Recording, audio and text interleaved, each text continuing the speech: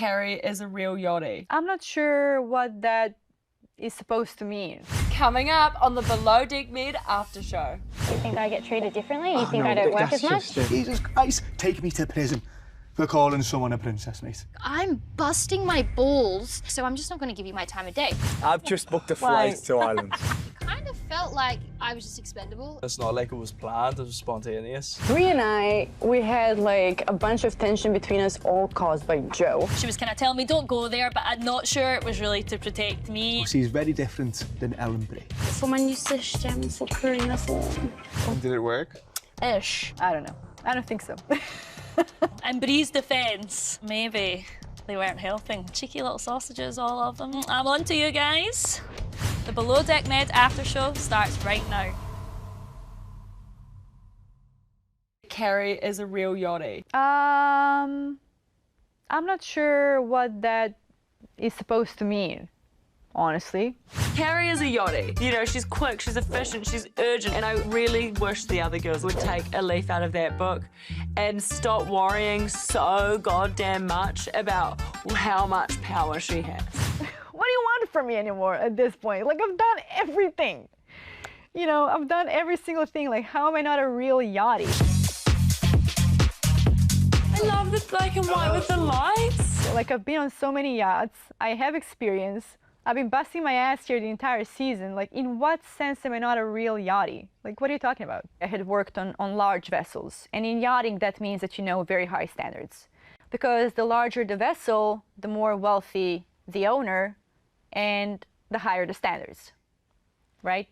And I take great pride in it. So if the standards needed to be somewhat adapted to the time restraints we had without affecting the guest experience, that's just the nature of the job we were in with the time restrictions we had. So we didn't have the time to, you know, Q-tip every little corner or detail every single little thing.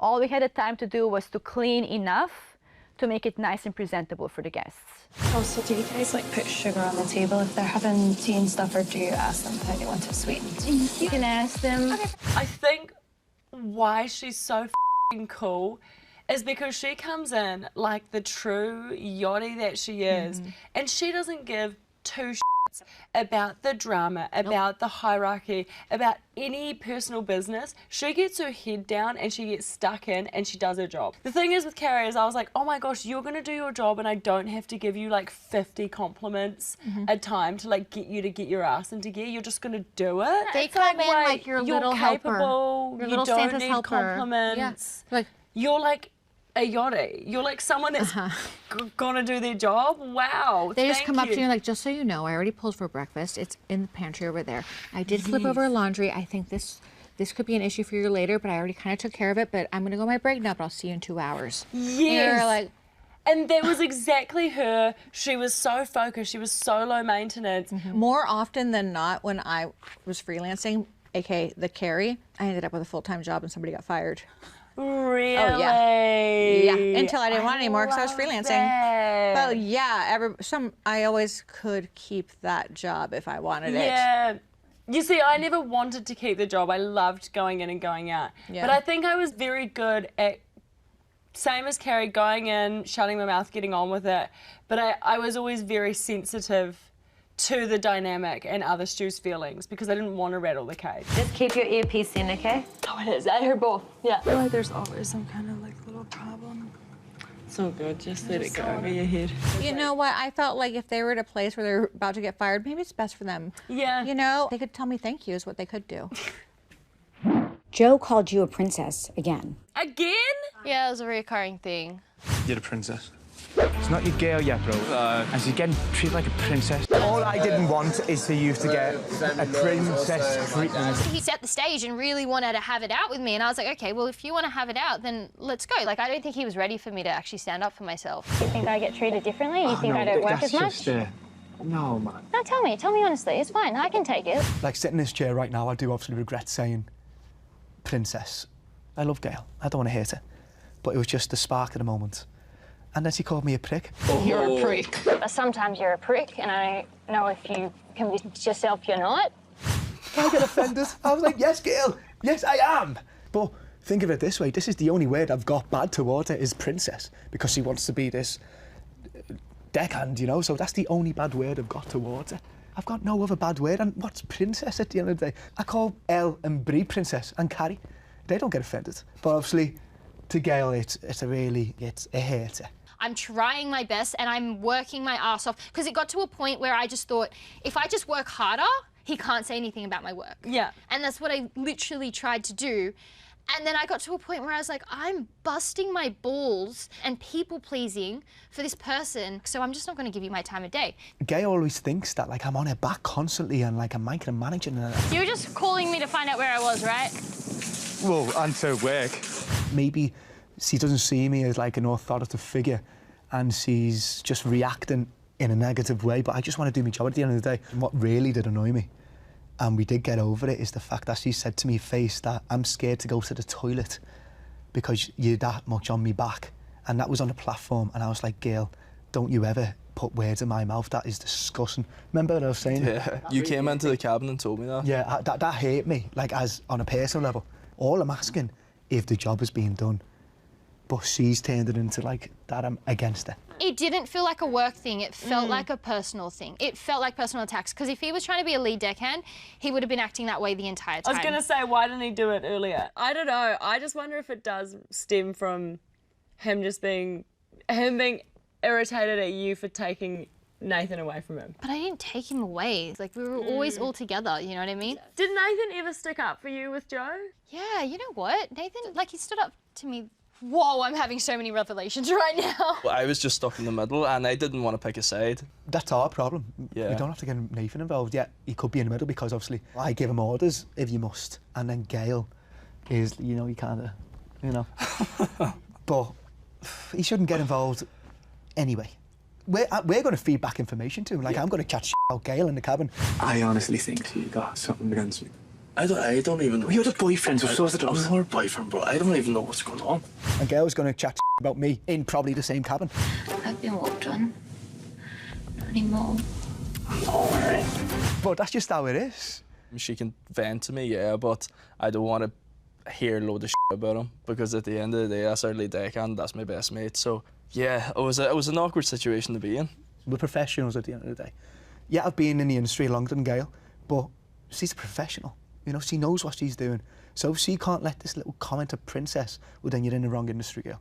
Yeah, you know, this is just, this banter, there's always, and princess, Jesus Christ, take me to prison for calling someone a princess, mate. Yeah. Carrie's coming in here, she's almost like taking over my job. Aisha is not on good terms with me all of a sudden. Carrie's attracted to Joe.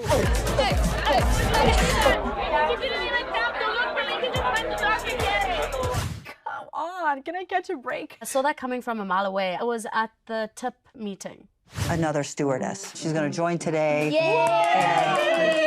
And pretty cool. When's she coming on? And I knew. I just looked at Joe and I was like, my guy. It was from We Said Hello. This is Nathan and Joe. Joe, Okay. yeah. This is the deck team. It was just like a little bond. You know, she's very different than Ellen Brie. Very different, you know, so I can relate to her on a comical level, you know, and she likes the musical aspect. Yeah, I do sing, yeah. I used to sing in a band when I was younger as well. And then I had a bit of a up because I was a bit naughty with one of the guitarists, so whoopsies. Yeah, that's a story. And so we can talk about a lot of things in common, so we can actually have a civil conversation with this woman. With Brie, it's hard, because I do some banter and then she gets offended. Why are you not speaking to me? What have I done now? You like this with me? Isn't it fun? It is fun, actually. With Elle, it's like talking to a brick wall. Are you a cat or a dog? Yeah, I love bunnies. But with Carrie, you know, it's very different. I would say me and Joe are very similar personality-wise. And I think that's the thing is I think everyone took that as flirting, like, oh, Joe and Carrie. But my accent was bad, but... Your is terrible, to be honest. Your accent is terrible, to be honest. In fact, I actually think at some point Captain Sandy came up to me and was like that, oh, I hear there's a new romance or something. And I'm stood there, and Gail and Nathan were also stood there, and they were like, yeah. And I was thinking to myself, who And they were like looking at me, and I'm thinking, oh, these idiots think me and Joe. He likes a flirt, Joe, you know, and obviously I'd already kind of been told sort of a little bit. Brie and I, we had like a bunch of tension between us, all caused by Joe. Did you hook up with him then? We just made out, like kissed. Honestly, my first impression of her telling me that was kind of like, don't go there, would have been, you know, she was kind of telling me don't go there, but I'm not sure it was really to protect me and maybe rather to sort of don't step on my turf. But at least that was the starter. Dirty third, dirty third. Oh. The way I reacted to him going to Carrie. I don't know why I went there again. Because he's just gonna keep doing him. He's embarrassing you. It had more to do with me than with him. Because my ego got triggered at that point. I think that the reason I kept going back to him was because I am a person that knows my worth. But then whenever somebody would kind of make me feel rejected, I would almost find it as a challenge to prove my worth to them. So that was the thing that I was carrying in me and my mindset that kept bringing me back to Joe. It was like a challenge to prove my worth to him, to be like, no, you're wrong. That was almost like a life-changing moment for me. Hello, girls. Hello. What's happening? Oh, I've decided to not accept disrespect anymore. You know, I have to stand my ground. I have to have some boundaries and rules as to how I want to be addressed and approached. And if somebody just continuously disrespects that, I have to protect myself and take a step back. I don't really feel the need anymore to prove anything to anybody.